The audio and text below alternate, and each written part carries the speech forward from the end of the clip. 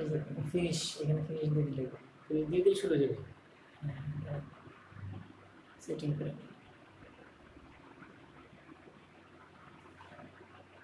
ঠিক আছে, সবটা লেখা করতে আসে তাহলে গেলে আপনি শুরু করে দেবেন। আপনি ই করেন, শুরু করে দেন যাই। হ্যাঁ, শুরু করে দেন যাই। হ্যাঁ, হয়েছে তো, শুরু হয়েছে তো, চলতেছে।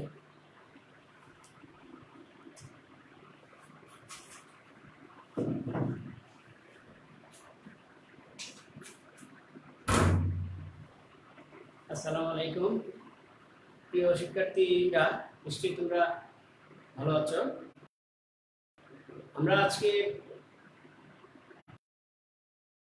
ধারাবাহিকতায় আজকে যে ক্লাসটি করবো সেটি হচ্ছে পেশনার উপরই,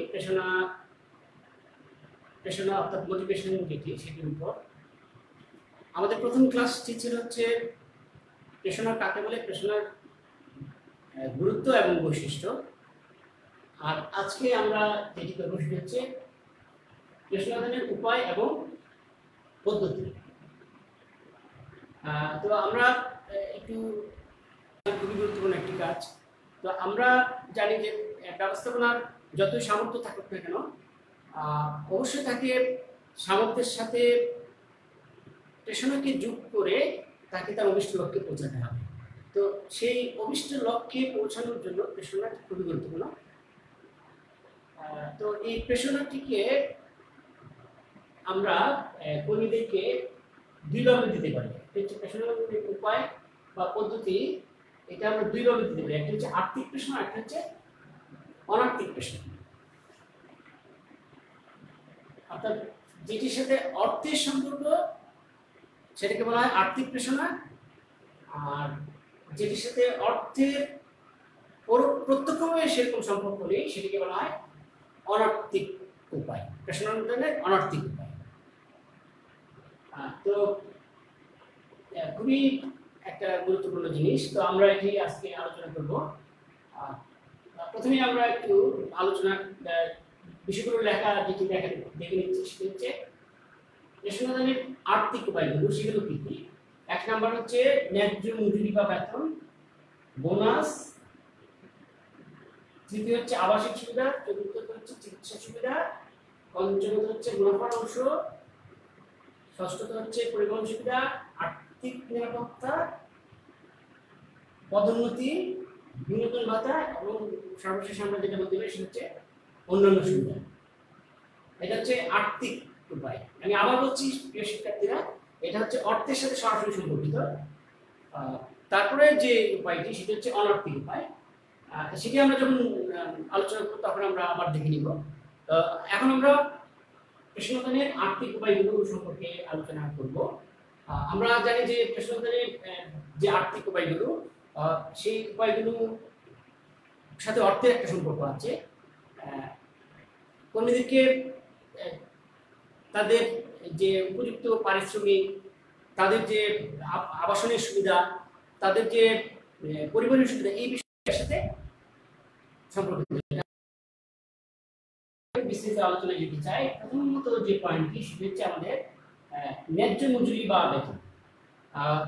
প্রিয় শিক্ষার্থীরা, তোমরা অবশ্যই জানো যে প্রত্যেকটি কর্মী বা প্রত্যেকটি স্টাফ সে তার কাজের উপযুক্ত পারিশ্রমিক চায়। তো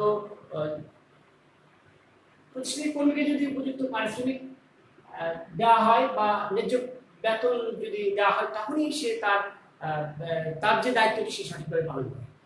আর যদি তাকে তার যোগ্যতা বা তার পরিশ্রম অনুযায়ী যদি তাকে ন্যায্য বেতন বা মজুরিটা দেওয়া না হয়, সেক্ষেত্রে কিন্তু সে কাজের প্রতি তার যে ডিভোশন বা কাজের প্রতি যে আন্তরিকতা সেটি কিন্তু পাওয়া যায়। তো অতএব আমরা বলতে পারি যে অবশ্যই তাকে কি করতে হবে, ন্যায্য মজুরি বা বেতন দিতে হবে। দ্বিতীয়তে যে পয়েন্টে আমরা আলোচনা করবো সেটি হচ্ছে বোনাস। আমরা জানি যে বোনাসটি কি। বোনাসটি হচ্ছে একজন শ্রমিক বা একজন কর্মীর তার যে প্রাপ্তি, তার যে বেতন বা তার যে মজুরি, এর বাইরে যে অতিরিক্ত যে তাকে সম্মানী দেওয়া হয় সেটি হচ্ছে বোনাস। এটা বিভিন্ন উৎসবে এটা তাকে দেওয়া হয়, বা এটা হতে পারে প্রতিষ্ঠানের প্রতিষ্ঠানের লাভের অংশ থেকেও হতে পারে। তো এটি পেলে কি কর্মীরা কাজের প্রতি তার কাজের প্রতি আন্তরিকতা বাড়ে, প্রতিষ্ঠানের প্রতি আন্তরিকতা বাড়ে। তো এটিও যেহেতু সরাসরি অর্থের সাথে সম্পর্কিত, এই জন্য এটি বলা হয় পেশাগত আর্থিক প্রতি। তৃতীয় যে উপায়টি আমরা আলোচনা করবো সেটি হচ্ছে আবাসিক সুবিধা। তো আমরা জানি যে প্রত্যেকটা কর্মী তার একটা সে কাজ শেষে একটা নির্দিষ্ট জায়গায় তাকে অবস্থান করতে হয়। তো অবশ্যই তার এর জন্য কি একটা আবাসিক সুবিধা লাগবে। তো তাকে যদি সেই আবাসিক সুবিধাটি দেওয়া হয়, তার জন্য যদি নির্দিষ্ট আবাসিক সুবিধা দেওয়া হয়, আর এটা যদি না করা যায়, তার জন্য যদি তাকে নির্দিষ্ট পরিমাণ আবাসিক ভাতা দেওয়া হয়, তাহলে সে কাজের প্রতি অনেক বেশি সিনসিয়ার এবং অনেক বেশি আন্তরিক হবে।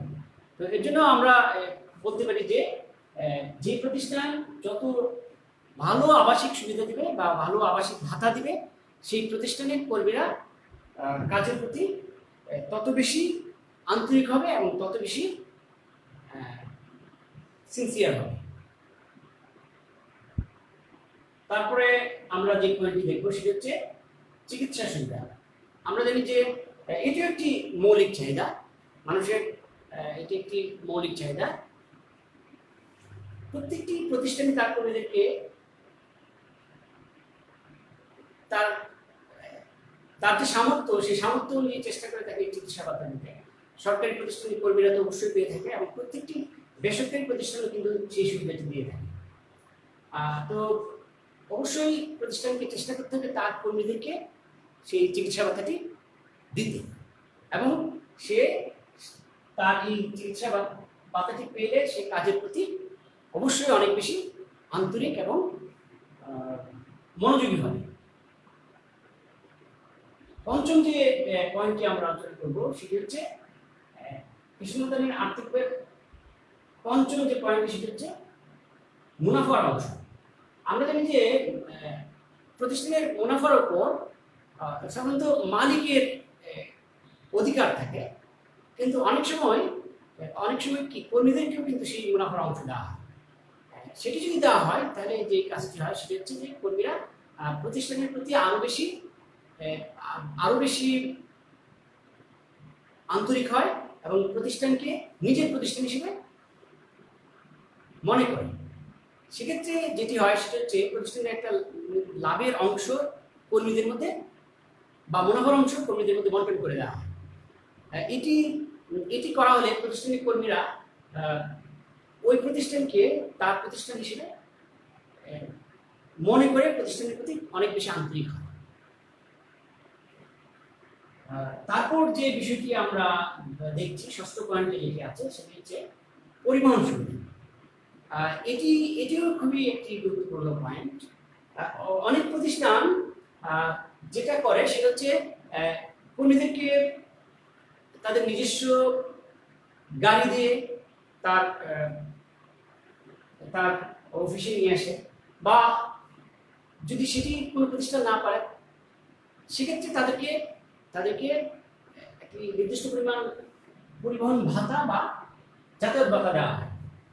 ফলে সে স্বাচ্ছন্দ্যে বা তার মতো করে সে প্রতিষ্ঠানে আসতে পারে। এটি প্রত্যেকটা প্রতিষ্ঠানে দিয়ে থাকে এবং দেওয়ার চেষ্টা করে। ফলে কি করবে তার কাজের প্রতি এটিও একটি পেশাদারের আর্থিক উপায়। সপ্তমত যে আমরা পয়েন্টে আলোচনা করবো সেটি হচ্ছে আর্থিক নিরাপত্তা। তো এটি আমরা জানি যে প্রত্যেকটি কর্মী যখন কাজ করে তার কিন্তু একটি ভবিষ্যৎ আর্থিক নিরাপত্তার প্রয়োজন। তো সেক্ষেত্রে তাকে যেটি করতে হবে, প্রতিষ্ঠানকে ওই কর্মীর নিরাপত্তার বিষয়টি চিন্তা করতে হবে, আর্থিক নিরাপত্তার বিষয়টি চিন্তা করতে হবে। তো এক্ষেত্রে আমরা যেটা বলতে পারি সেটা হচ্ছে আর্থিক নিরাপত্তা বলতে আমরা যেটা বলতে পারি সেটা হচ্ছে যে কর্মীদের জন্য ভবিষ্যতে আর্থিক নিরাপত্তার সাথে রিলেটেড যে বিষয়গুলো সেই বিষয়গুলো ব্যবস্থা করতে হবে।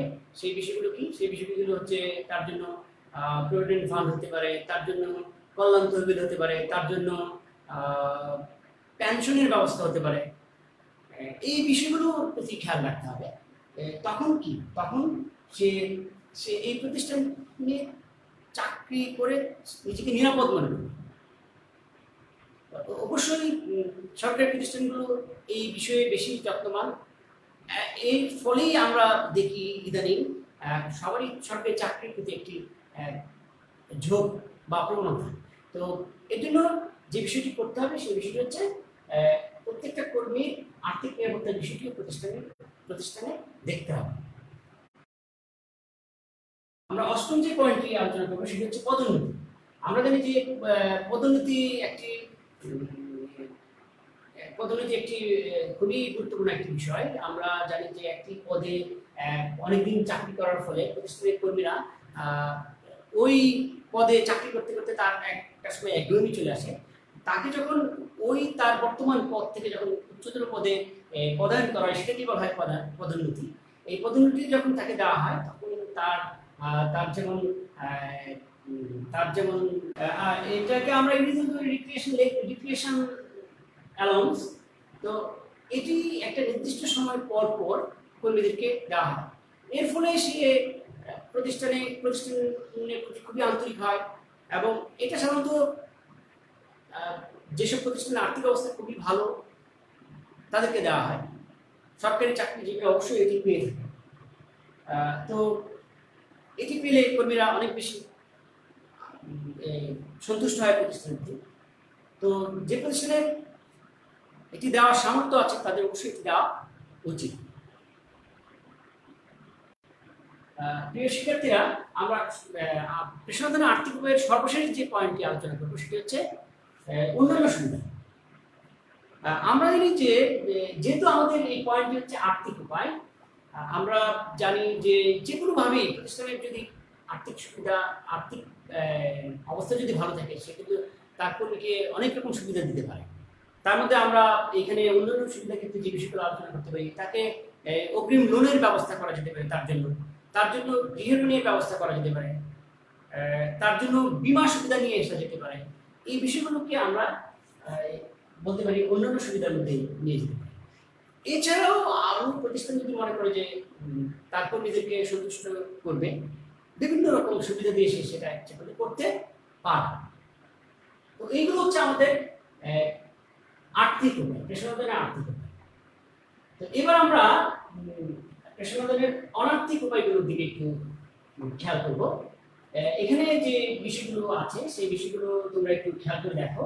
প্রথমে যে পয়েন্টটি সেটি হচ্ছে, এক নম্বর হচ্ছে অনুকূল কার্য পরিবেশ, দ্বিতীয়ত হচ্ছে চাকরির নিরাপত্তা, তৃতীয়ত উত্তম ব্যবহার, চতুর্থত হচ্ছে প্রাতিষ্ঠানিক সুনাম, পঞ্চমত হচ্ছে গণতান্ত্রিক ব্যবস্থাপনা, ষষ্ঠ হচ্ছে স্বীকৃতি ও প্রশংসা ও কর্তৃত্ব প্রদান, অষ্টমত হচ্ছে সুষ্ঠু তদারকি,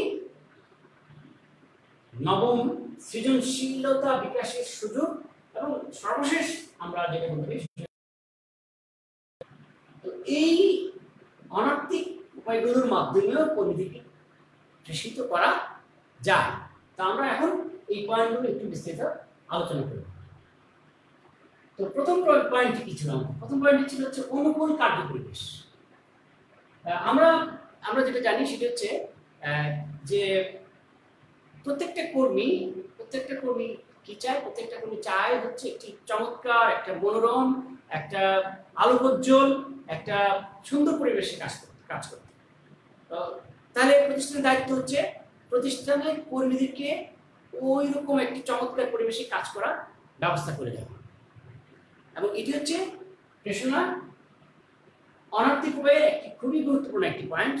সেই পয়েন্টটি হচ্ছে কি? অনুকূল কার্য পরিবেশ। অবশ্যই অনুকূল কার্য পরিবেশ তৈরি করতে হবে। আমরা এই ক্ষেত্রে যেটি বলতে পারি, কর্পোরেট আমাদের দেশে না, শুধু সারা পৃথিবীতে কর্পোরেট যে কোম্পানিগুলো, সেই কোম্পানিগুলো কিন্তু এই বিষয়ের ক্ষেত্রে খুবই যত্নবান, এবং তারা কিন্তু এই বিষয়টি খুবই চমৎকারভাবে করে থাকে, অনুকূল কার্য পরিবেশ। দ্বিতীয় যে বিষয়টি আমরা আলোচনা করবো সেটা হচ্ছে চাকরির নিরাপত্তা। আমরা জানি যে চাকরির নিরাপত্তা একটা খুবই গুরুত্বপূর্ণ বিষয়। যদি কোনো কর্মী যদি মনে করে যে তার চাকরি আগামী 1 বছর পরে থাকবে না বা আগামী 1 মাস পরে থাকবে না, এটা কিন্তু এক ধরনের অনিশ্চয়তা।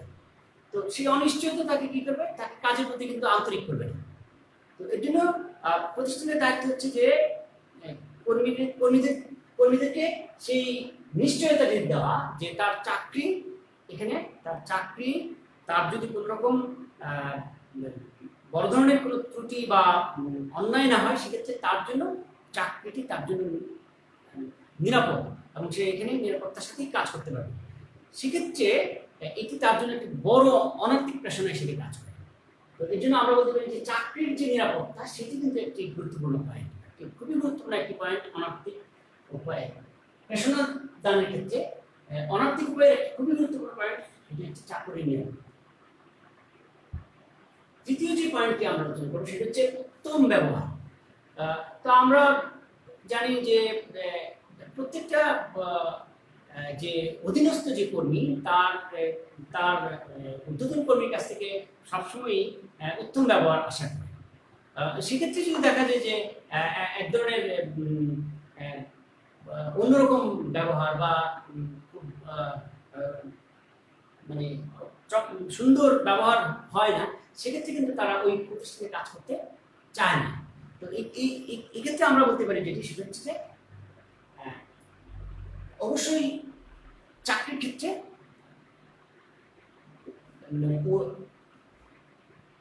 ঊর্ধ্বতন কর্মীদের যে ব্যবহার সেটিও খুবই গুরুত্বপূর্ণ, এবং এটা আমরা এর জন্য আমরা এটাকে আমরা 3 নম্বরে রেখেছি। আর চতুর্থ যে পয়েন্টটি সেটা হচ্ছে প্রাতিষ্ঠানিক সুনাম। প্রাতিষ্ঠানিক সুনামটা কি? আমরা এটাকে আমরা এভাবে বলতে পারি যে বিভিন্ন যে বিখ্যাত যে কোম্পানিগুলো, সেটি হতে পারে ন্যাশনাল, হতে পারে মাল্টিন্যাশনাল, হতে পারে, এই প্রতিষ্ঠানগুলোতে চাকরি করার কিন্তু প্রবণতা আমরা দেখে থাকি বেশিরভাগ কর্মীর ক্ষেত্রে। এটি কারণটা কি? কারণটা হচ্ছে যে এটা ওইসব প্রতিষ্ঠানে এটার যে পরিচয় দেওয়ার যে আনন্দ, সেটা অন্যরকম একটা আনন্দ। তো এই ক্ষেত্রে যেসব প্রতিষ্ঠানগুলোর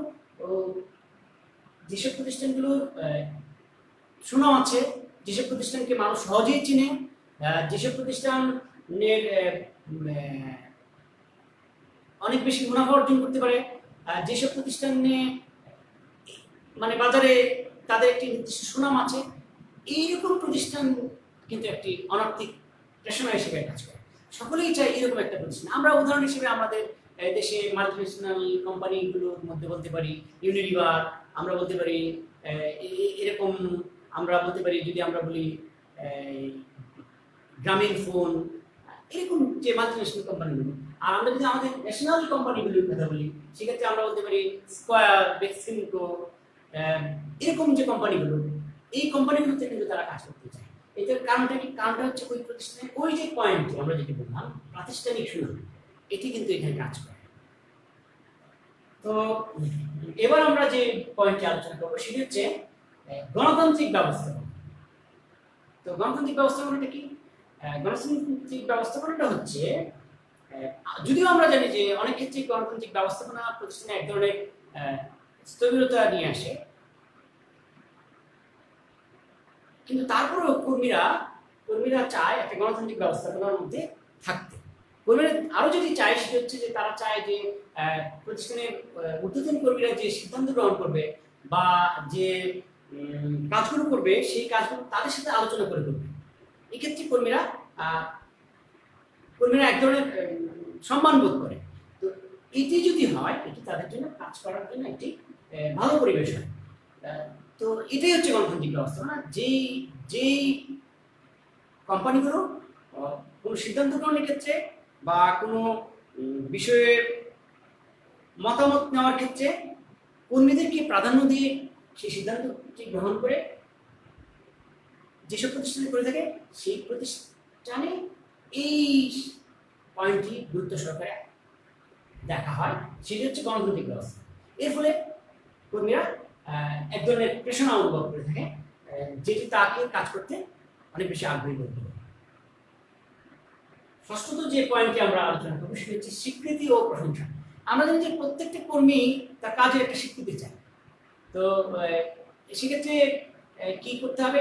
সেক্ষেত্রে যে কর্মীটা ভালো কাজ করবে তার সেই কাজে স্বীকৃতি দিতে হবে এবং তার কাজে প্রশংসা করতে হবে। তাহলে কিন্তু সে এক ধরনের অনুপ্রেরণা অনুভব করবে। সেই এক ধরনের অনুপ্রেরণা তাকে কি করবে? তাকে আরো বেশি কাজের প্রতি আগ্রহী করবে। সপ্তমত যে পয়েন্টটি সেটা হচ্ছে দায়িত্ব কর্তৃত্ব প্রদান। আমরা জানি যে প্রতিষ্ঠানের কর্মীদের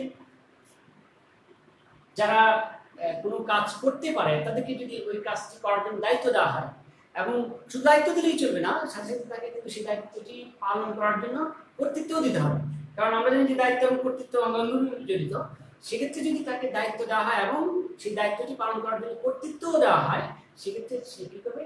ওই কাজের ক্ষেত্রে অনেক বেশি সিনসিয়ার হবে এবং কাজটি সুন্দরভাবে করবে। এটি হচ্ছে পেশাদারের অনার্থিক।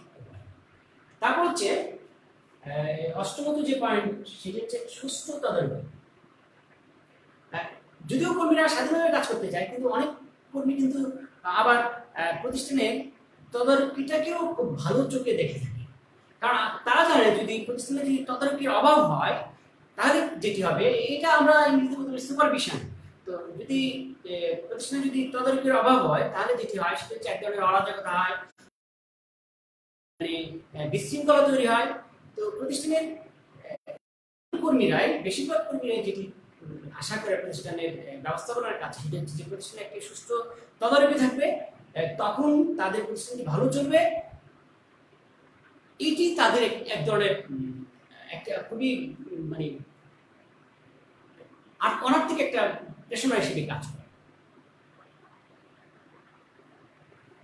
নবম যে পয়েন্টটি আমরা আলোচনা করবো সেটা হচ্ছে সৃজনশীলতা বিকাশের সুযোগ। আমরা জানি যে সৃজনশীলতা মানে কি? সৃজনশীলতা হচ্ছে নতুন কিছু সৃষ্টি করা, নতুন কিছু করা, এটি হচ্ছে এক ধরনের সৃজনশীলতা। তো যারা মনে করে যে সে ওই প্রতিষ্ঠানে গিয়ে তার যে সত্য যে সৃজনশীলতা সেটা তারা বিকাশ করাতে পারবে, এক্ষেত্রে তারা ওই প্রতিষ্ঠানে কাজ করতে আগ্রহী হয়। এটি একটি পেশনা দানের অনার্থিক উপায়। আমরা এক্ষেত্রে সর্বশেষ যে পয়েন্টটি আলোচনা করবো সেটা হচ্ছে আমরা জানি যে খুবই একটি গুরুত্বপূর্ণ জিনিস ব্যবস্থাপনার ক্ষেত্রে যারা নতুন কর্মীরা যারা প্রতিষ্ঠানে রিক্রুট হয় তাদেরকে প্রশিক্ষণের মাধ্যমে তাদেরকে দক্ষ করে তোলা হয়। তো এক্ষেত্রে যখন কোনো কর্মী কাজ করতে আসে তখন তারা যদি কোনো ক্ষেত্রে প্রশিক্ষিত হয় বা প্রশিক্ষণ লাভ করতে পারে, তখন কিন্তু তারা তাদের যে কাজের যে একঘেয়েমি বা কাজের প্রতি যে অনাগ্রহ, সেই অনাগ্রহটা কিন্তু অনেক ক্ষেত্রে কেটে যায়। তো এক্ষেত্রে আমরা যেটি বলতে পারি সেটা হচ্ছে যে প্রশিক্ষণও এক ধরনের পেশনা হিসেবে, অর্থাৎ অনার্থিক পেশনা হিসেবে কাজ করে। তো প্রিয় শিক্ষার্থীরা, এই হচ্ছে আমাদের আজকের বিষয়। আমরা যেটি করলাম এটি হচ্ছে আমাদের, এখনই আমরা ক্লাস শেষ করে ফেলব। তো তোমাদের প্রতি আমার কিছু উপদেশ বা অনুরোধ বলতে পারো যে তোমরা নিশ্চয়ই বাসায় ভালো করে পড়াশোনাটা করবে, কারণ আমরা জানি না আসলে কবে যে কি পরিস্থিতি স্বাভাবিক হবে। তবে নিশ্চয়ই একদিন স্বাভাবিক হবে, সেই দিন কিন্তু আমরা আমাদের পড়াশোনা কিন্তু আমরা পুরো মাত্রায় শুরু করে দেব। নিশ্চয়ই তোমরা ভালো থাকবে, সুন্দর তোমাদের কাটবে। তোমরা সবাই মিলে ভালো থাকো, সেই প্রত্যাশায় আজকের মতো এখানে শেষ করছি। পরবর্তী ক্লাসে পেশনাদানের যে বিভিন্ন থিওরিগুলো আছে সেই থিওরিগুলো নিয়ে তোমাদের সাথে দেখা হবে। আল্লাহ হাফেজ।